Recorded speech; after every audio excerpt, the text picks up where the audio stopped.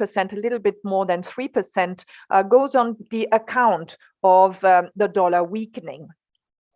Regionally, you will find in our study that the two regions which have accounted for most of the wealth increase have been North America and Europe, followed by China and more broadly the Asian Pacific region.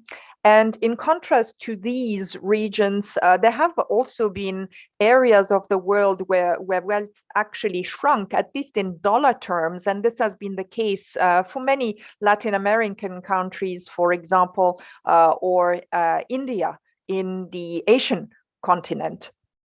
Across the various population groups, we will find that this year there has been, because of what happened on financial markets, there has been a continuation of this trend that we saw in past years, namely the increase of millionaires, people that have now passed the bar of $1 million US. So it's once again, it's a dollar millionaire view here. It may look a little bit different than in each currency themselves. And also, as far as the highest brackets of wealth are concerned, there has been a very strong increase in the numbers as well when you compare that to the past few years. As a result, we will also show and share with you some of the results that we are finding in terms of how wealth is distributing across the world and across population groups with the help of indicators, statistics that are helpful to constitute, like the Gini index, which has increased, showing some increased inequality as to the global distribution of wealth in this particular year. This is not changing the fact that, fortunately, since the beginning of the century, when looking at the various segments of wealth that we define with a bottom bracket of wealth below $10,000 US, then a medium one of wealth between $10,000 and $100,000, and then above 100 to 1 million, and finally the apex of the wealth pyramid above $1 million US. In this segmentation, we continue to see the middle wealth group here that has recorded the biggest numbers, increases in numbers over the last 20 years. Initially in 2000, that cohort or that population group and segment of wealth represented about 500 million people worldwide, and by mid 2020, the numbers had increased to 1.7 billion people worldwide. And finally, we always take a look also towards the future and are trying to cast an eye on how trends might continue to evolve in terms of wealth creation over the next 5 years. We do project on the basis of what we assume for global growth and indeed for capital markets over the next 5 years, that we'll see sustained increase of wealth worldwide, perhaps with an estimate of 580 trillion US dollars somewhere in 2025, where one of the key features of that will be the increasing share also or rather growth and engine of wealth creation through emerging market countries in particular. Now, to go with you in these details, I will pass on the word to our expert, Professor Shorrocks.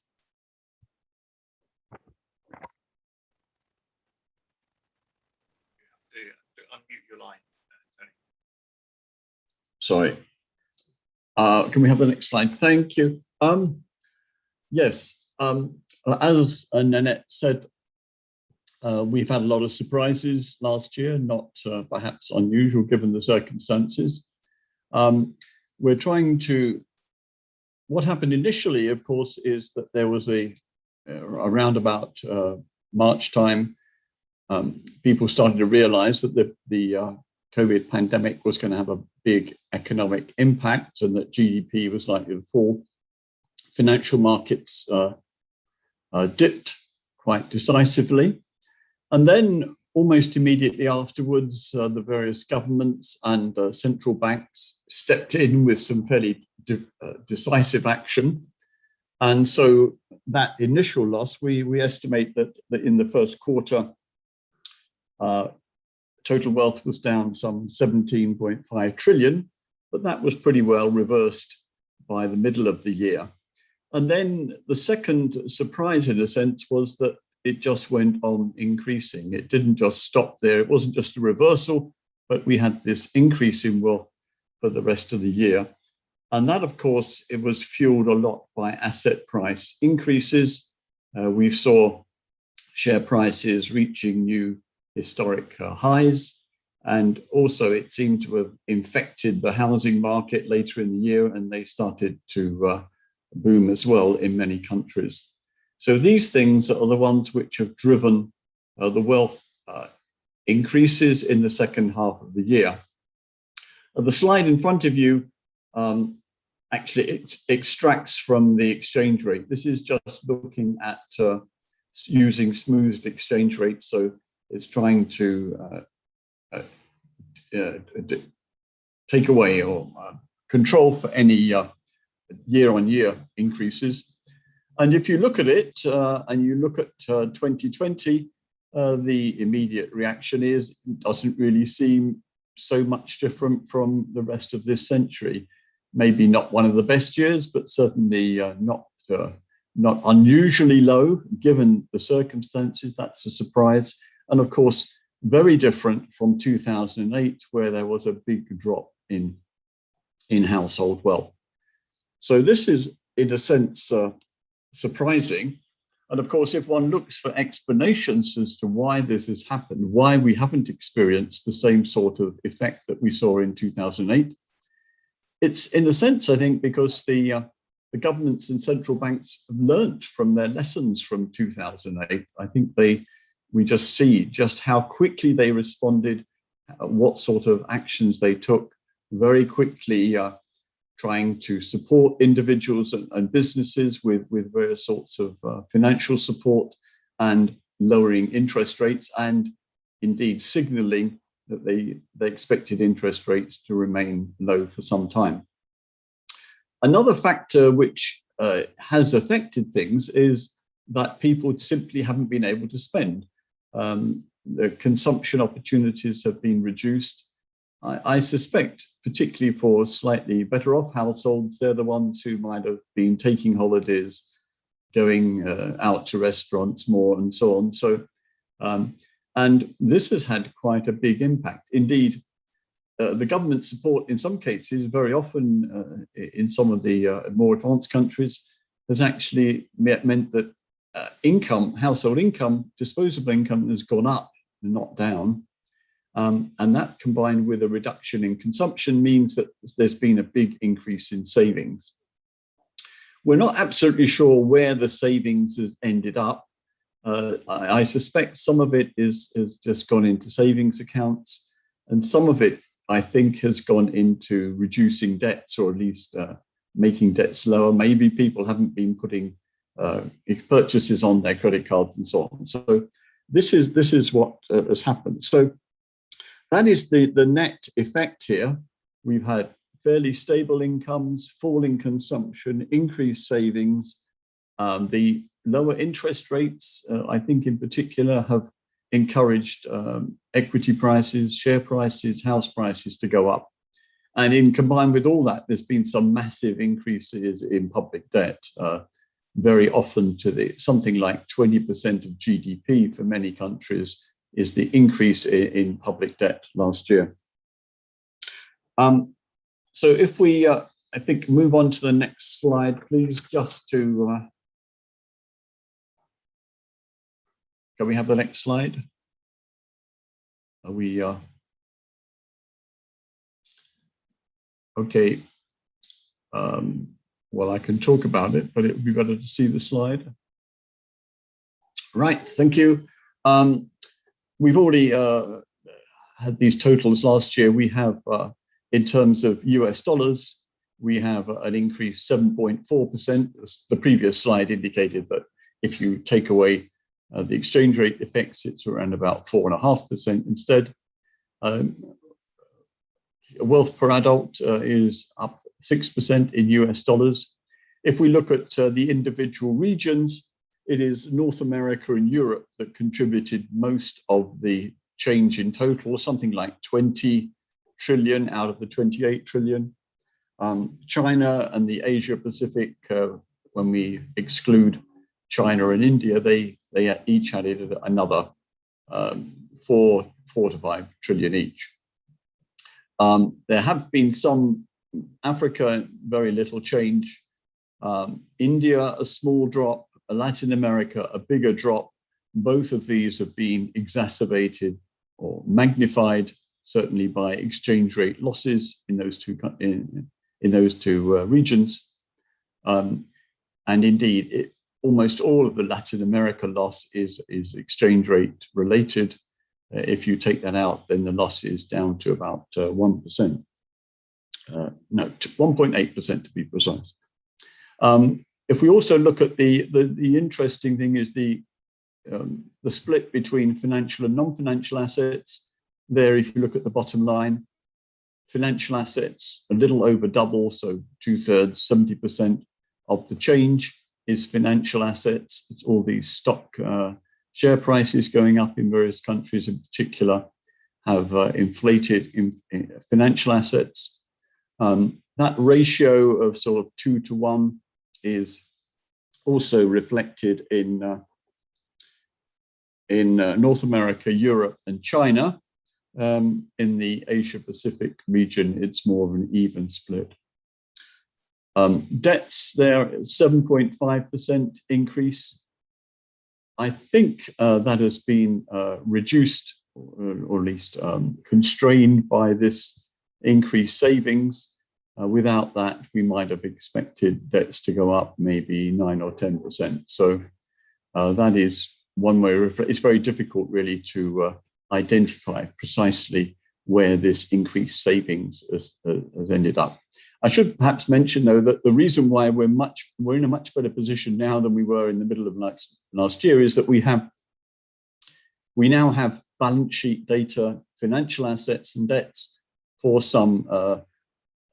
We have 40 countries with at least third quarter of last year, and 37 of those we have end year. So we have, and these are countries which comprise a very large proportion of the total wealth in the world. So we have hard evidence here now, updating even a matter of a few weeks ago to reinforce these ideas. Can we move on, please? Now I want to look at what's happened to individual countries. This graph, let me just explain what this graph is, and then I'll try and comment on where the positions are. In this graph, I've just looked at GDP growth, and that's on the horizontal axis, and this is GDP growth in local currencies. So it's just measured in each country's currency, how much GDP has grown last year. Of course, these are negative for most countries, so that's why they're on the left-hand side here of the axis. The horizontal axis is capturing the difference between the growth in household wealth and GDP growth. Again, this is just done in local currencies, so there's no US dollar effects muddying the pattern here. The dotted, in normal years, you would expect most of these points, of course, to be on the right-hand side of the axis because GDP growth has been positive. And in most of the cases, we would expect the dots to be somewhere around the horizontal line because on the whole, GDP household wealth tends to increase roughly the same rate, maybe a little bit faster than GDP growth. So when you look at the difference between those, you get something like 0 or small positive number. The dotted line here is representing cases where GDP growth in local currencies was 0. So this is extracting from any exchange rate effects, something like, the point, Italy is exactly on the line. It has, if you look at, in local currencies, Italy had zero growth. So in a sense, this is, and the same is similar for Brazil, similar for China, similar for Spain. And there's other countries which are quite close to that, France, India, Japan, Switzerland. These countries, once you take away the exchange rate effects, they had very little change in household wealth last year. Now, the interesting thing is where the countries which lie further away, and you'll see that a lot of countries are above this line. There's 32 altogether, and we've just labeled about 15 of them. These are countries where we have had, on the whole, negative GDP growth, but we've actually had positive household wealth growth. So they've, despite this reduction in GDP, which we would normally expect to constrain wealth growth, they have done well. They've had positive wealth growth. And the other thing which I think is the most interesting commentary on these countries is, as you move further left, you're getting countries which have been worse affected by the pandemic in terms of their GDP. And if you look to see where they are relative to this line, the dotted line, they don't seem to, on the whole, have done worse. In other words, you would expect countries which have done worse in terms of GDP losses to have done worse in terms of household wealth gains. But that doesn't seem to be the case. There seemed to be an almost a complete detachment, in a way, from what's happening to this wider economy. There seems to be no relationship between what is happening to GDP and what is happening to household wealth. Of course, if you look for explanations of why that happens, it is down to the responses of governments. I think the countries which are most interesting in this respect are the ones at the top there: Belgium, Singapore, Canada, United Kingdom. These are all countries where we've had, I think, I'm not absolutely sure about Singapore, but the other countries, certainly we've had very aggressive government actions. We have a lot of support there, low interest rates, and that has converted into this extra savings. It's converted into these rises in house prices and share prices. And it's almost as if the countries which have been worst affected have undertaken the most aggressive actions, and they've been particularly successful, at least in terms of what they were trying to achieve. So I think that is a very interesting point when one asks the question, have the countries worst affected? What's happened? Is there a history of wealth increases last year? Does it seem to have negatively impacted on their wealth growth? And the answer is no. Of course, I should also mention that when you're looking at individual countries and you try to understand why they have particular positions, you need to look in particular at the factors. Exchange rates have been a big factor, but they're not in this particular diagram because this is the exchange rate factors not operating here. But you need to look at individual countries and see where share prices have gone up, where house prices have gone up.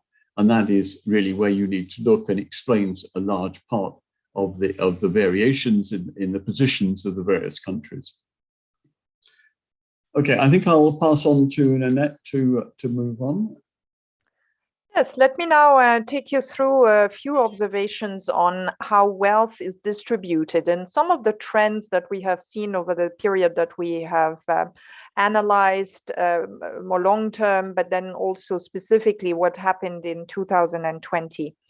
It's often quite helpful to think about wealth demographics using what we would call the wealth pyramid, where unsurprisingly around the world, if you count the individuals that have wealth below 10,000, this would be the low wealth segment on a worldwide contribution, on a worldwide comparison, that you would find most people in that bracket. They represent about 2.8 billion people worldwide, who altogether make up for about 5.5 trillion US dollars. As you move to the next category then of wealth, which is between 10 and 100,000, the population is narrowing a bit versus the low wealth population. It is 1.7 billion adults. I should say we are concentrating on adults that are in that part. They represent altogether about 57 trillion US dollars. And they have been the category over the years that has seen most increases in numbers, as there has been migration from the bottom end to this next level of wealth. And I'm going to show to you in just a couple of moments how this what has driven that migration. And then as you move up into the upper echelons of wealth, about 583 million people are recorded to have between 100,000 and 1 million US dollars in wealth, and they represent 163.9 trillion. And finally, the apex of the pyramid is representing 191 trillion US dollars for about 56 million individuals that own more than 1 million US dollars. So that is the demographics of the of wealth around the world.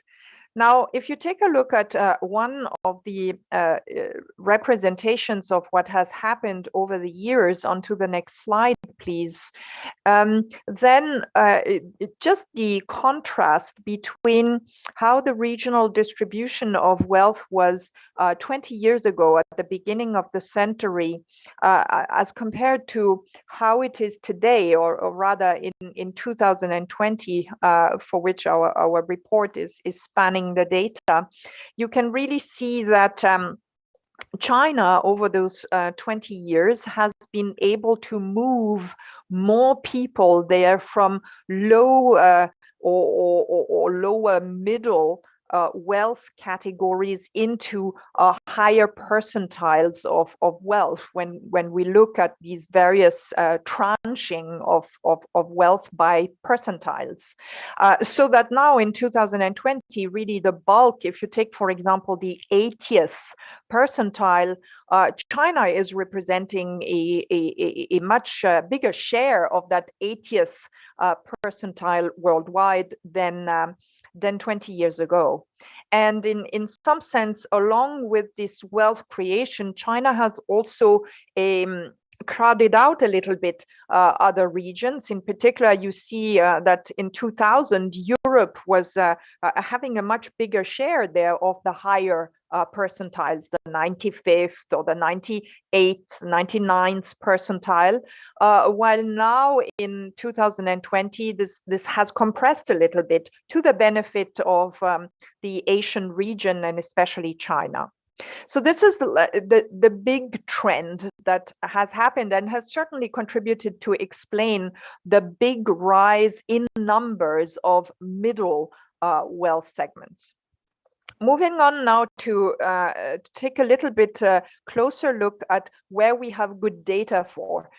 We tend to have much more precise and more sources also in intersection of data in the upper echelons of wealth. It is more difficult, or rather it takes a bigger time delay to have more granularity on the bottom and middle parts of wealth. But what has really happened in 2020 is in terms of just the number of millionaires, some countries standing out here as having benefited relatively more than others. For example, in the United States, we have continued to see a strong increase in numbers of individuals that count more of 1 million US dollars of wealth. So what happens is that from one year to the next, there is obviously a number of people that pass the threshold of 1 million and suddenly end up in this upper group. And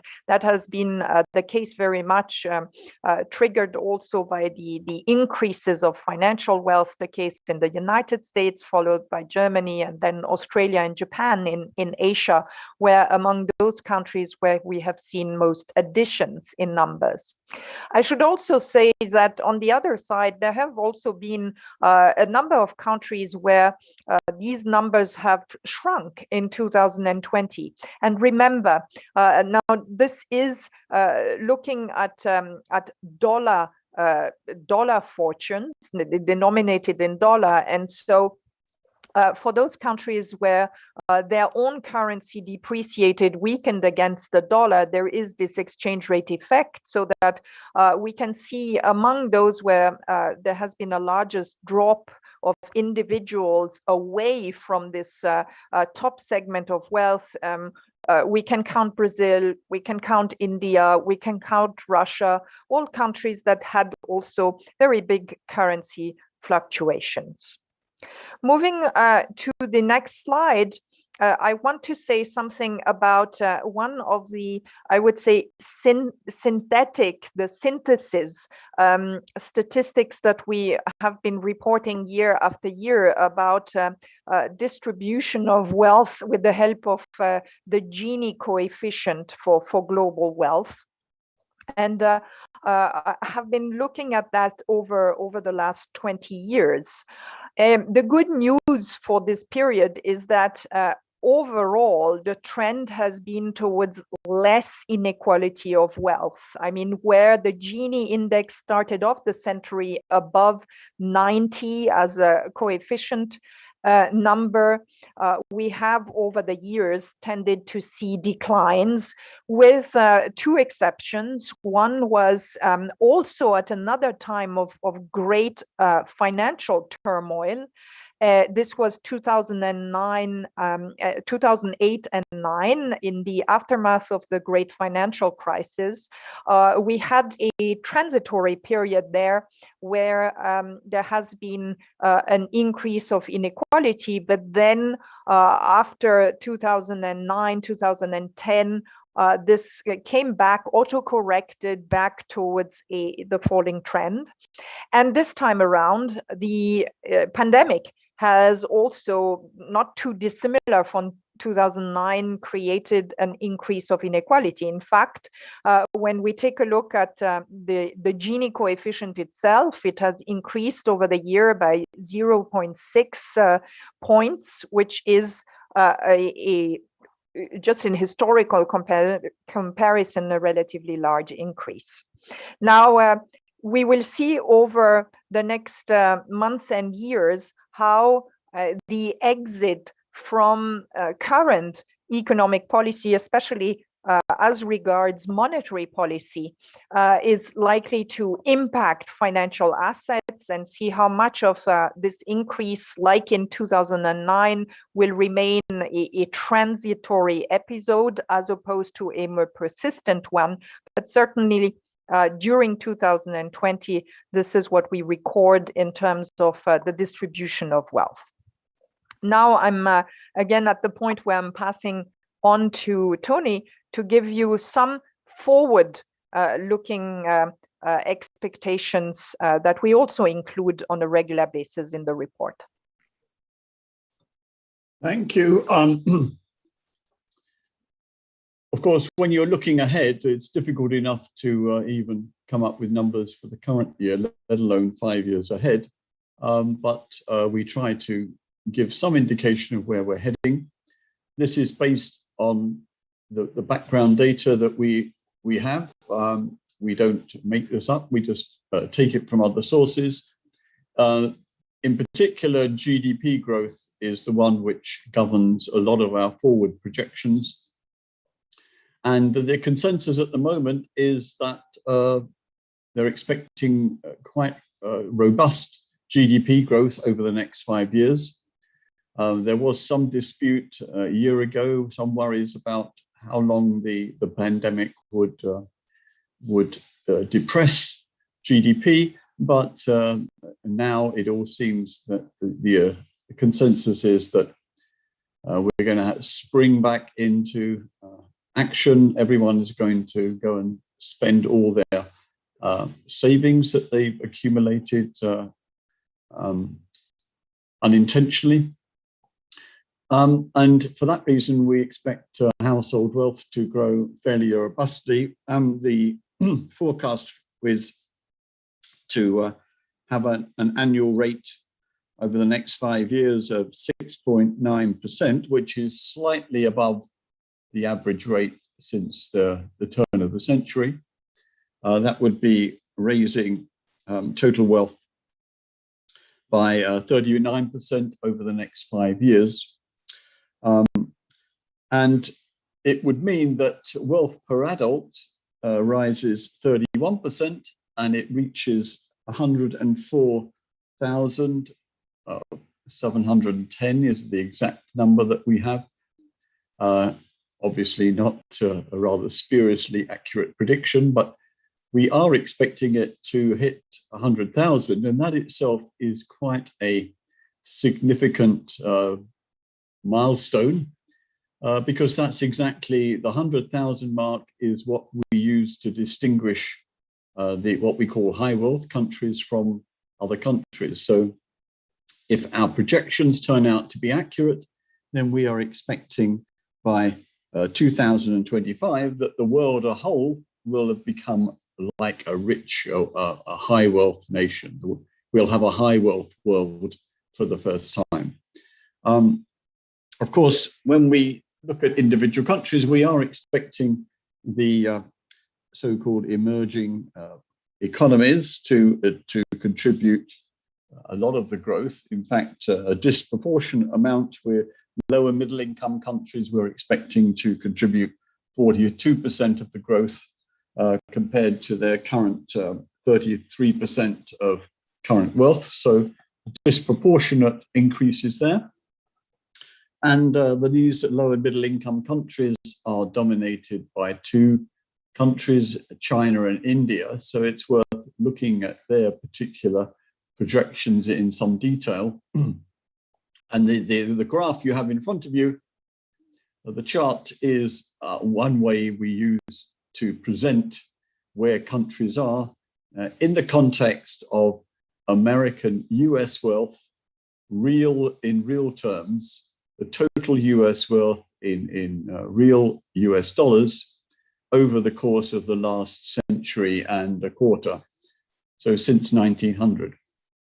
And this allows us to try to place current countries as to ask the question, where are they in the context of this American history?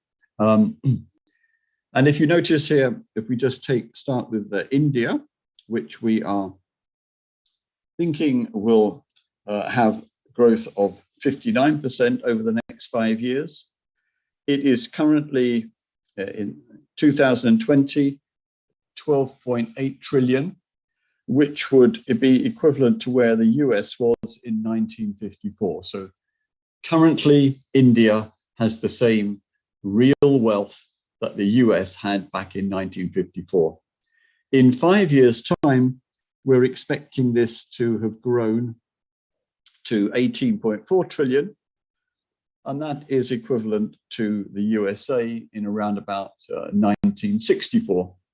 So in the next 5 years, we expect the Indian wealth to move up this chart from 1954 to 1964 to jump 10 years in US wealth terms, in, of course, just a 5-year period. The particular significance of that is that at the moment, Indian total wealth in India is slightly less than the UK, but we're only expecting the UK to advance 3 US years over the next 5 years. And so India, we are expecting to leapfrog the UK. We're expecting it by 2025 to have overtaken the UK. China, of course, even more spectacular growth. We have to, every year, it's just difficult to underestimate what China's achievement in the wealth sphere has been. If we look at where it was in the year 2000, it was equivalent to the USA in around 1922. So in 20 years, China has leapfrogged or the equivalent of 80 years of growth in US wealth. It's now moved up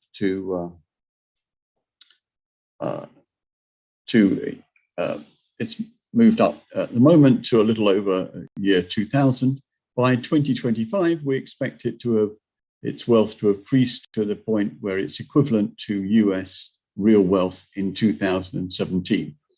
So it's really quite rapidly catching up the US, and this movement over the years, in 5 years, it is going to advance 13 US years in terms of US history. The other sort of significant factor about Chinese wealth is that we are projecting that wealth in 2025 will be 105,400 on average, which again means that we will be obliged to put China in our higher wealth category. And that, I think, raises the question about whether it can continue to be regarded as an emerging economy, given those sort of advances. It also means, I think, just to put it in context, China started out at the turn of the century with a wealth per adult of 4,250, which means it would be in our lowest category. There is a map in each of the reports which gives a country a different color depending on its wealth category. And China has managed to move up from the first of those categories. It's currently in the third of those categories, and on this projection, it will be moved into the high wealth category. Can we move on to the next slide, please? Looking a little bit more detail about what is going to happen to the distribution in the next 5 years. We expect the lowest birth bound to shed adults as they move up. They get wealthier, they move into a higher category. Most of those there's a slight increase from low-income countries due to population growth, but there's a net loss from the middle-income and high-income countries. The next group up is what we might describe as the global middle class, and that's going to be the fastest growing on our projections in terms of total numbers. And then there's the upper middle sector. There is the ones between 100,000 US dollars to 1 million. There's going to be a net increase from all of the different groups. There's no high income group moving up there. They're all the high income countries, the middle income countries, and the low income countries are all going to contribute people to that category. When we look at the highest group altogether, millionaires, let me move on to the next slide, please. This is what we are projecting. Because we have very robust wealth growth, that itself is going to mean that we are expecting a large increase in millionaires. The total number is 28 million extra millionaires we're expecting over the next 5 years. which is roughly 50% of the current number. And of those, we're expecting the largest number of new millionaires to be in the United States. But it looks like China is likely to catch up a little bit because their growth of millionaires is, even though it's a long way below the US at the moment, we're expecting it to increase almost double in the next 5 years. So a big increase in the number of millionaires in China. As Nanette has pointed out, of course, these are nominal. This is just in terms of US dollars, and it's also not adjusting for inflation. So that's one reason why dollar millionaires seem to get bigger numbers every year, is simply that the hurdle that you have to get over is getting easier each year. Then there's also, we've got Japan, France, Canada, Germany, Australia, United Kingdom, all expecting to add another million to the number of millionaires in those countries. So hopefully I will be amongst them and some of the other people here, but anyway, that's the sort of numbers that we are expecting.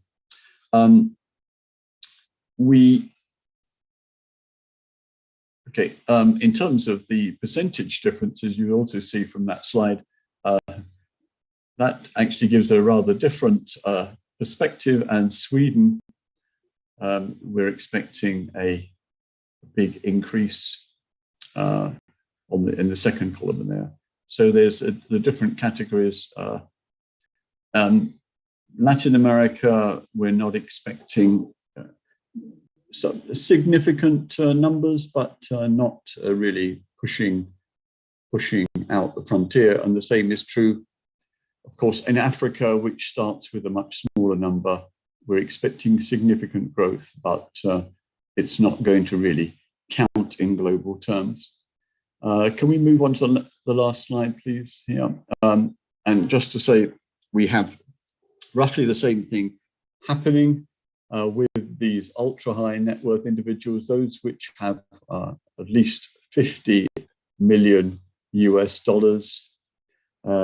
These are heavily concentrated in North America, more than 50% of the total. We expect that to the dominance to continue.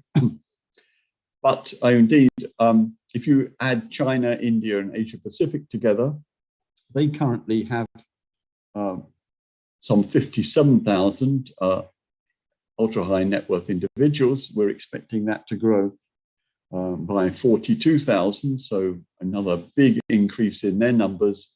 They're already, if we take that group, they're already well ahead of Europe, and we expect that difference to just continue to grow. Latin America, Africa, India, really quite small increases here. They don't really come into much. They just have much smaller numbers in these very high wealth categories. Thank you very much. I don't know who. Are you going to introduce? Let me just say, as by way of introduction, that we usually have country pages. This year, we thought it would be more interesting to try to compare the experiences of groups of countries to just see what the similarities are and what the differences are. And so we've called these country experiences, and we've provided in the report 10 groups of countries, and we're going to look at a few of those now with my colleague, I hope, Jim Davies, who's the co-author of much of what we do in the report, and who I've been collaborating with for too many years. I won't, but it must be now close to 50. So we are very Jim, hopefully, Jim, I believe you're with us, so please do go ahead. Okay. Can you hear me okay? Yes, please, Okay. far away. Yeah, so we have 4 slides for some of the countries that we've focused on. There are 10 groups of countries in the report, We're not covering them all here today. Canada and the US, very close neighbors, of course. You can see in the upper left the course of wealth per adult changes since the year 2000 in these two countries. Overall, roughly speaking, if you looked in domestic currencies, you see a fairly similar rate of increase in Canada and the US until about the last 4 or 5 years. This chart here is, of course, showing things in US dollar terms. So I'm just kind of alerting you to the fact that fluctuations, as I say, until the last 4 or 5 years, were mainly due to changes in the Canada-US exchange rate. In the last little while, what's emerged is that the US stock market has been very strong, as we all know, and it has been quite strongly affected by the performance of tech stocks. Canada doesn't have that. Our stock market is more oriented towards the resource sector, and so that has had a bit of an effect. On the other hand, the Canadian housing market has been very strong. So if you look at the 2020, actually the wealth per adult in the two countries increased at a similar rate. So, you know, there are some nuances in this picture. Both countries have had a strong response in terms of emergency benefits and other relief. That's actually been stronger in Canada. In fact, Canada is one of the countries that has spent the most in terms of stimulus and relief, and therefore actually has had one of the largest increases in public debt as a fraction of GDP. Of course, it had quite a small ratio of public debt to GDP to start with, so people are not especially alarmed about that.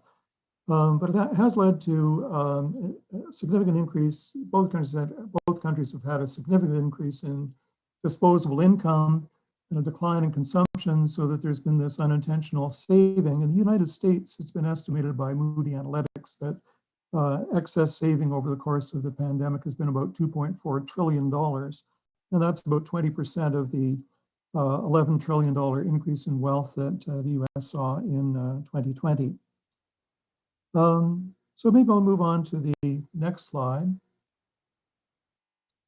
which is about Brazil, Chile, and Mexico. Brazil and Mexico are the countries in Latin America that both have the largest economies and also the most people, so they're of particular interest. Here, exchange rate changes, especially in the last year, have been important, as Tony and Nanette pointed out. If you correct for those exchange rate changes, rather than seeing this decline in the last year, which is shown in this chart, you'd see not much change. Now, that's not that comforting, because if you look at North America, you look at Europe, you see that wealth has been rising wealth rose over 2020 quite significantly. So what's different in Latin America is these countries, either because they are less wealthy, that's probably the main reason, or because they've made less of a relief and stimulus effort, which is true in Mexico particularly. They've seen a decline in disposable income, on average 1.6% in 2020. And consumption also fell, but not much more than disposable income. So they haven't had this big impact of unintentional saving.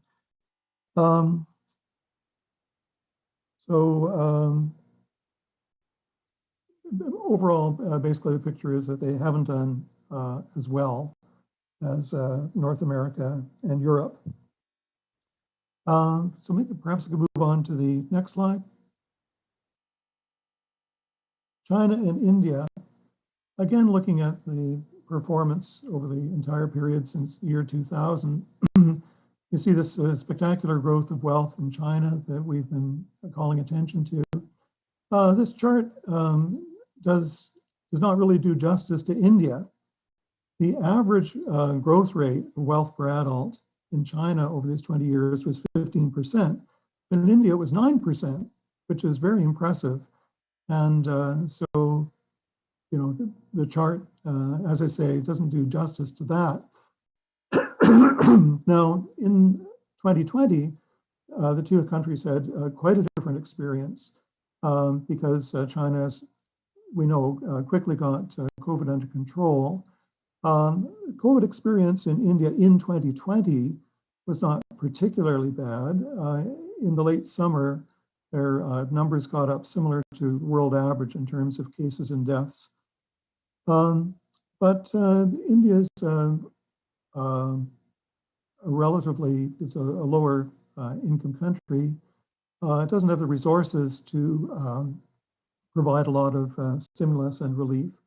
And so its GDP fell by 8% in 2020, whereas China's GDP went up 2%.